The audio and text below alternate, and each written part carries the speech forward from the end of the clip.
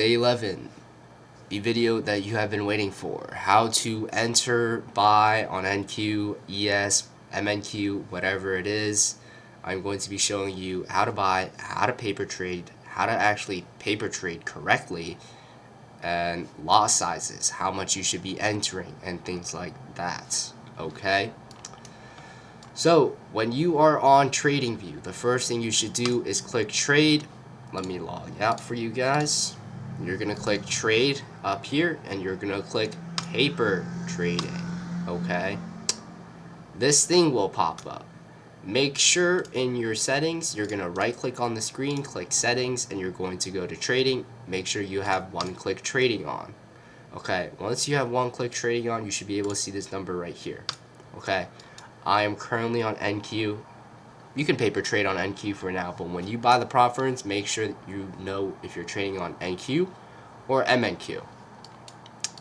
Now, I told you guys to favorite these long and short positions, okay? Let's use the long first. When you click it on the chart, it's going to give you this look square, two-color, rectangle, square, whatever it is. This is to calculate where you want to have your position, where you want your stop loss to be, where you want your take profit to be. Okay, so let's take, for example, you want to enter here. You're going to enter here. You always want to put your stop either below a high or low, below a fair value gap if there is one, or below some sort of confluence that I've taught before, okay? Make sure your stop loss isn't like this. Why? Because if price were to break this liquidity and become a break of structure, what is going to happen? It's going to break through, which is why we have a stop loss at a point where, okay, if price comes down here, it's going to go lower. In some cases, you may be wrong. It may come back as a liquidity sweep, stop you out, and go higher. It's all part of the game. But let's say you want to enter here, stop below here, you want to target the previous high. This is what you would be seeing. Now I'm going to go over what these numbers mean, okay? Risk to reward ratio is super important.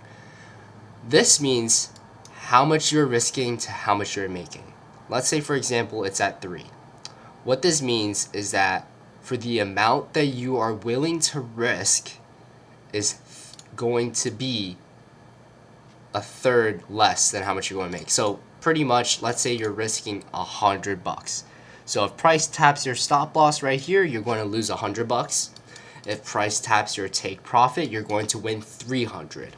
Okay, it's basically a multiplier of how much you're risking in a trade. Now, how do I know how much I am risking? Let's bring this again. And let's make this like this. Let me just make sure it's accurate. Okay, so we have two numbers. This number right here, and this number right here, this number right here, and this number right here. That is all you need to look at. These two are the same, and these two are the same measurements, okay? So this means 10 points. What does 10 points mean? It means from, if you look at the price, 750 to 740. It is exactly $10, okay? 10 points means $10. 40 here means ticks. Ticks is basically times 4 of points. It's 25 cents, okay? How do you calculate how many contracts you need to risk? Let's say we have one contract. One contract means that when you buy right here, your stop loss and how much you're going to lose is going to be either times 2 of this number right here, or times 20 of this number right here, or divide by 20 of this number right here. Let me put it in for you. 1, you see we minus 200, okay? Simple math. I hope that you guys know simple math. If you don't, please stick to school or something. 200 divided by 10, you get 20. Okay, so if you want to calculate how much you want to risk, you could use this, or you could use divide by 2 of the second number. So 200 divided by 40, or 40 divided by 2 times 10, bang, 200. Let's say you want to risk 1,000. How much would you need for 1,000? You would need 5 contracts. Why? Because 10 times 2, 200. You want 1,000 times 5. So what you would go on here is you would create your limit order, 5. Nice. 1,000. Okay. Now let's say, for example, and again, you can always adjust. So let's say your risk to reward is going to be 1 to 2. See how this number is now a 20 and this is an 80. If we do 1, you are risking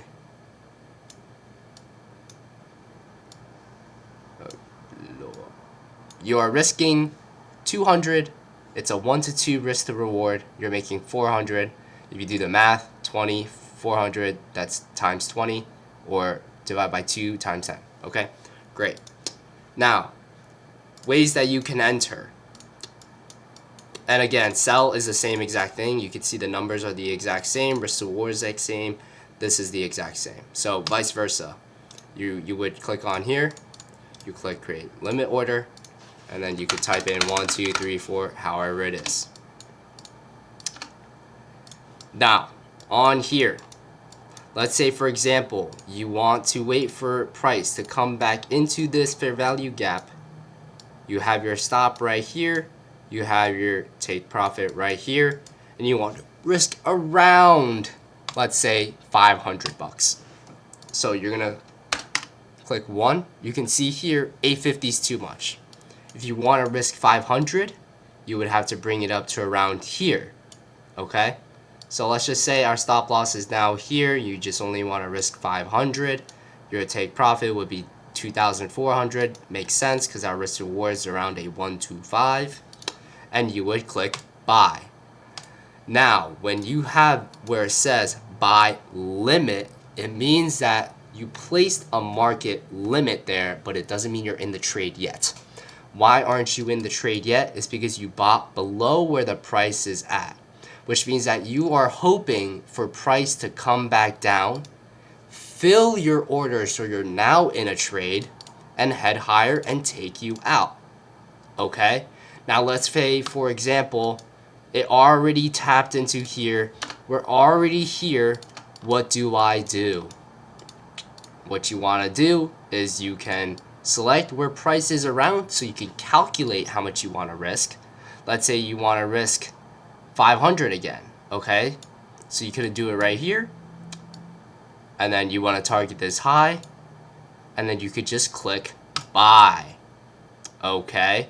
You would put your stop loss here. You could see it's around 500 because you're on paper trading. It will show you how much. In an actual prop firm, it will not. It will just say sell stop or buy stop. Okay? Take profit right here, or sell, yeah, it would be a sell stop. Take profit right here, 1,640. Now you're entered in the trade because you clicked a market order. Okay? Market order means you enter where price is at currently. A limit order means you wait for price to come in, tap it, and then make its move.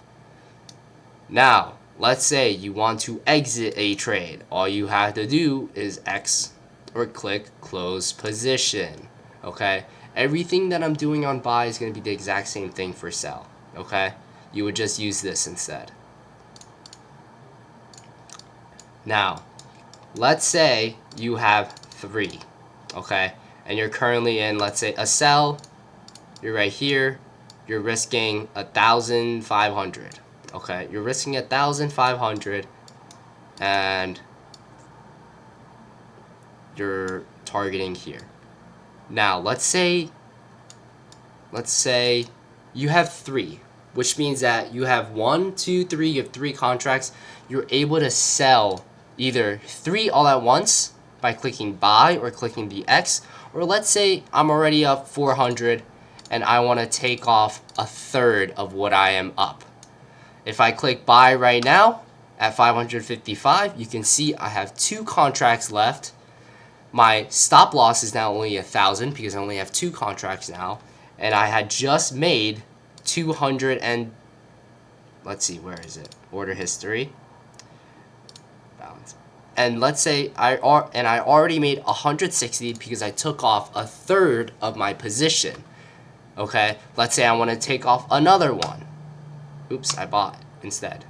Let's say I take another one. I click buy. Okay, I click buy. I only have 1 contract. I'm only risking 500 something, and yeah. If you want to add a contract, you would click sell, but as you can see, your stop loss and your take profit will either increase or decrease because you added more contracts.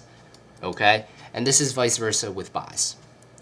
You can close the position like this. Somehow I won this trade. You can see every single take profit is up here.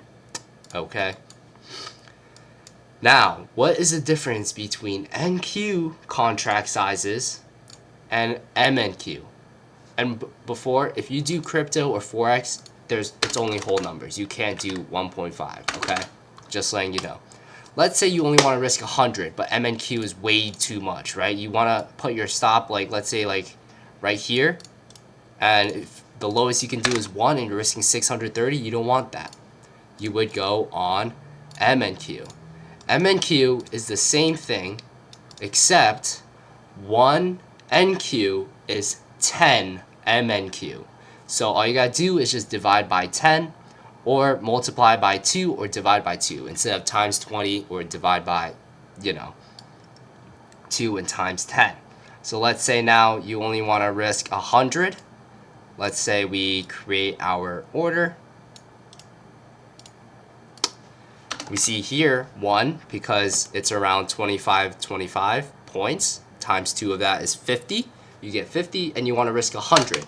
You would put 2 and then you would click sell and it will fill you in, as you can see.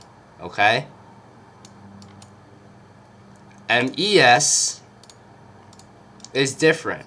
I would stick to one. Okay, either stick to ES or stick to NQ. ES is a different chart, it moves a little differently, but if we go on ES, I believe, I don't really trade it too much, but let's say you want to figure it out, you would just do the math. 1 on ES, you would multiply by 5 of here.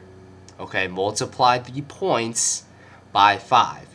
And then ES is times 10 of MES. Okay, so instead of 25, it would be 250. Okay, super simple little math. This is the only math you really have to do. And once you're in paper trading, you can pretty much back test or forward test by, let's saying you're on the day, you want to target this, you could do a right click, sell 2 limits, put your stop loss right here at this high, take profit here, journal if you got stopped out, journal if you hit take profit. Alright, great. This is the most exciting part for you guys because now you can back test your strategy, my strategy, you can back test for value gaps, things like that.